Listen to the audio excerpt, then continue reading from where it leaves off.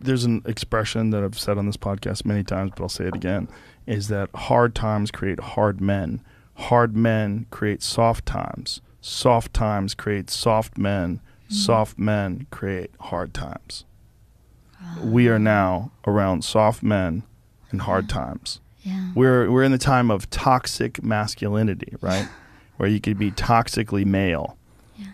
And then if you're suppressing masculinity, you're going to bring on hard times. It doesn't mean masculinity doesn't mean you're mean. Yeah. It doesn't mean you're angry. It means strength. Yes. It means discipline. It means the ability, like you need a military. And if you don't think you need a military, you need to go and pay attention to the rest of the world, because there's militaries all over the world that are doing horrific things. If you don't have a military in this country that can combat that and at least act as a deterrent to them doing things, you're going to get taken over. Yeah. That's what's happened. I mean, look what's happening to Hong Kong, right? I mean, this is a city that essentially doesn't have a military, and they were a British colony for a long time, and they gave it back over to China, and they were kind of acting like they were independent until recently. Yeah. And during the pandemic, they ramped it up, and it's gotten even worse. Yeah. It's exactly what we talked about. You can't be weak.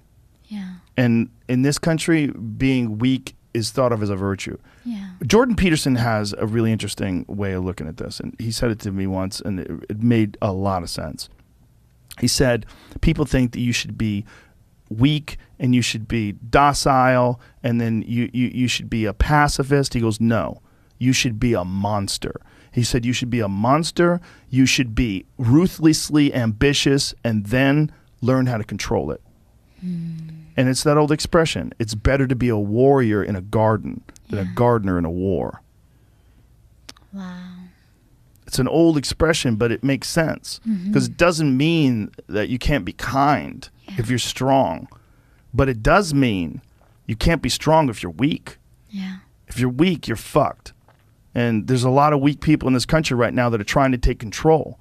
And they're gathering up all the other weak people, and they say, yeah, let's all be weak together. Yeah. And they're willing to embrace all sorts of ideas that have been disproven, not just disproven, that have caused the deaths of untold millions of people in Maoist China and Stalinist Russia. And it's crazy. And they're short-sighted. And they're short-sighted because in the short term, they want their tribe to win, and there's so many weak people that'll join along with them. There's so many just simple-minded dullards that just want to promote their tribe.